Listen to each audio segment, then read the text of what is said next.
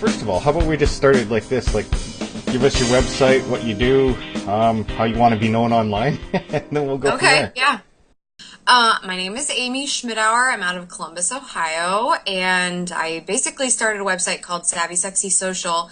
I work a lot with social media management, and I thought it would be really nice for me to have this sort of hub of implementation advice. I feel like there's a lot of fluff information all over the Chris Brogans, Guy Kawasaki. They're all, go get them, go get them, guys, go get them. But a lot of people are like, I just need to know how to change my vanity URL on Facebook.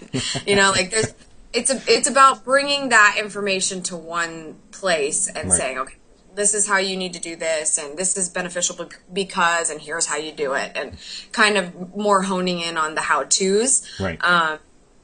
My market is women entrepreneurs, but I decided that, and then I've gotten a lot of interaction from men, women, everybody seems to love it. The key to the site is my video, because, if people are already frustrated about reading things and not knowing if they're even looking at the right thing, Yeah.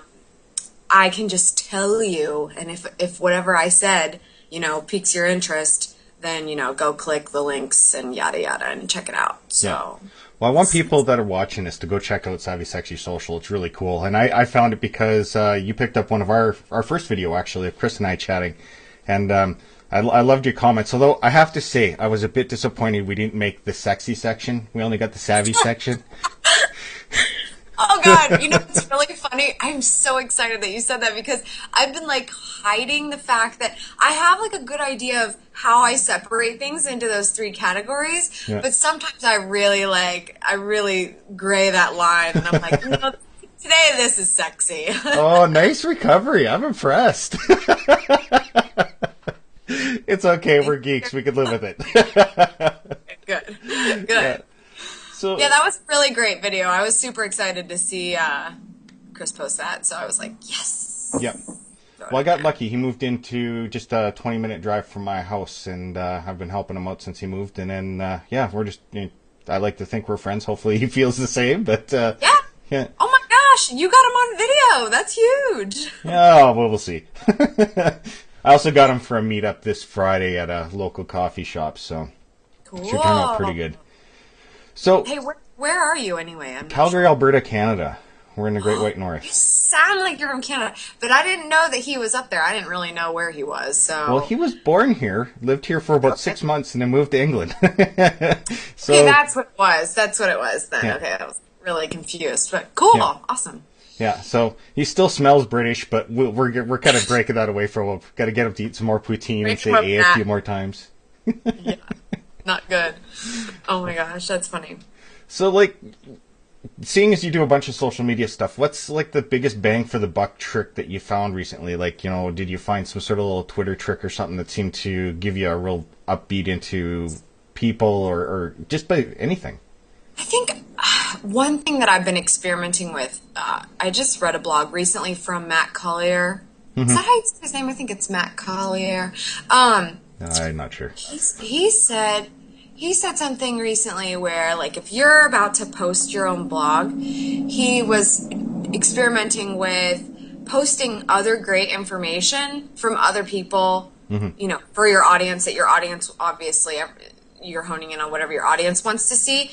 But if you're, publishing at, 10 a.m., to, have tweets coming out every 15 minutes, a couple hours before, Okay. so that you're constantly sending out content. And since I've been doing that, every time I then at 10 o'clock send out the tweet to my own blog post, I'm getting way more traffic than if I would have just sent it out, because it's everyone's watching what you've been putting out that morning, because things keep coming out every 15 minutes. Right. And all of a sudden it's when your blog comes at 10, you're more likely to be seen and clicked again. That's really interesting, because I noticed, it's I put up a link on Twitter, and the life of that will last probably about 2 or 3 hours, and then after that, it just goes dead. However, it all depends on who you are. Now, Chris tweeted that one video that we did out, and that had a life of about 3 days, which just blew me away. So it all depends on who your audience is and how much they watch. Totally. And that's just according to how many people retweeted it. It's kind of a rough metric, but it works. Oh yeah, yeah. But I also use Hootsuite, and the one thing I noticed is that you can schedule a bunch of tweets out. So I schedule a pile of stuff out. I know it's sort of auto tweeting, but they are all personalized. Each one, the way Hootsuite makes it is that you can't do the same tweet over and over and over again. It has to be reworded, so you have to personalize it and change it. And that seems to work really well, is that if you know about how long your tweets last, and then the other thing, well, how do you gauge you're annoying the hell out of your audience? Like, okay, we know you got this blog post, quit telling me about it.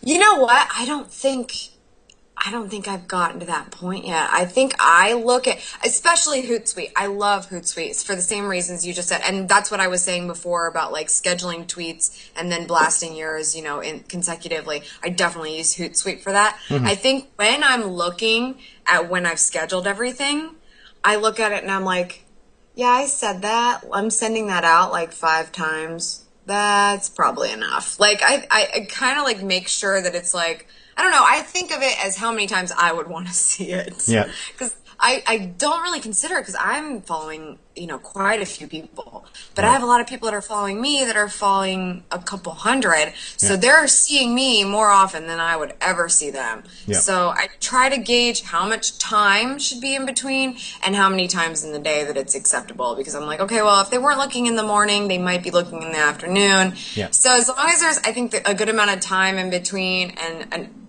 a decent amount of, promotion, but not too much per day, I think that's acceptable.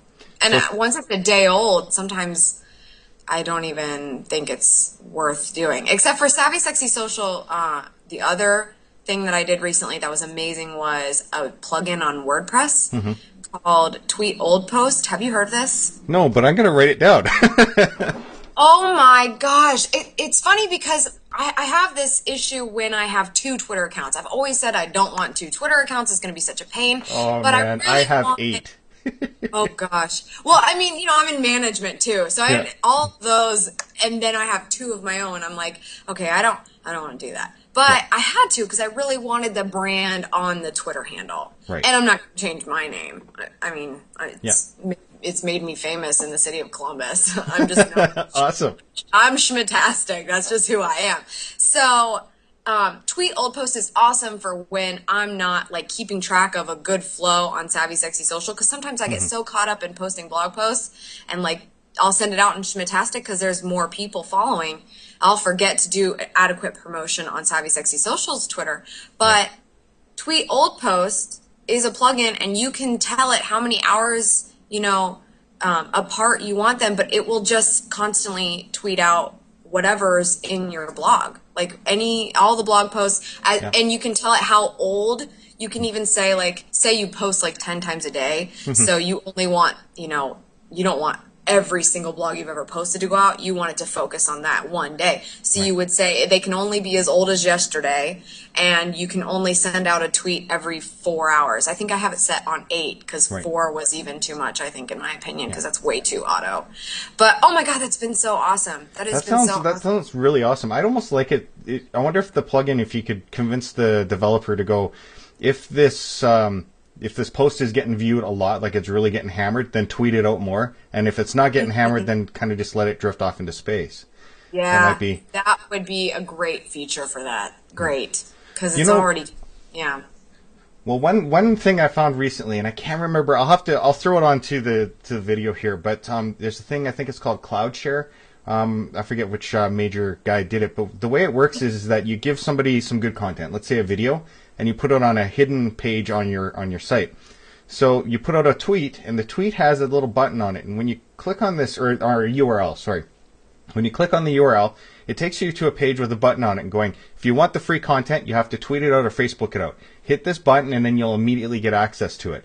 And it's sort of forcing a little bit of viralness, honestly, I haven't done a test with it, but I think it goes without saying. That one's kind of a no-brainer that would work. If you get the right content, then it would really fire off, and it forces people to tweet out versus hey, this is good and I'll tweet it out. If it involves more than 2 mouse clicks, nobody's going to do it. Yeah. I'm going to write that one down. That's pretty cool. I'll send you the link, but like I said, I'll throw it into the video here. But that's just a recent find of mine that sounds like it'll be a little bit of fun and definitely worth testing.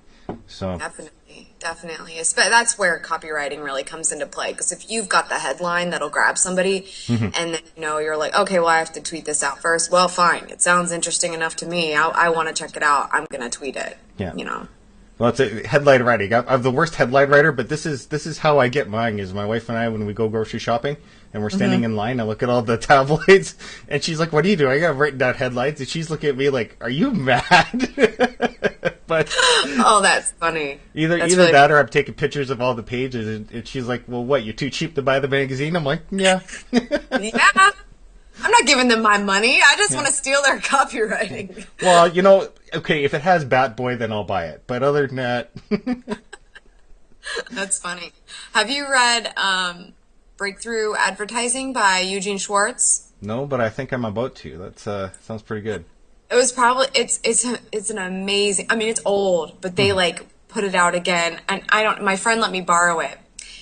And he let me borrow it, and I didn't return it for a while. I think he wanted me to read it really quick, and I'm so bad. I have a stack of books over here I haven't even touched yet. And so it took a while to read it, and I saw him in the hallway. He lives in my building, and he said, "Amy, did you read that book?" And I was like, "No, not yet." And he's like, "Well, you really need to read it." He's like, "I'm not kidding. I went and bought it again because I didn't think you were going to return it." And it's apparently $100 book. I'm like, it's not $100 book. I still haven't even researched this, but I read it, and it's mind blowing. Yeah. If you want to read something headline friendly, you need, Well, that's good because I do video, even though I have a face for audio. I do video,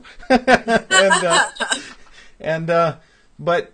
I can talk well, I can engage people well, but to write down what I'm saying, oh man, it's just, I don't know. I'm not a writer. I'm going to try, but no.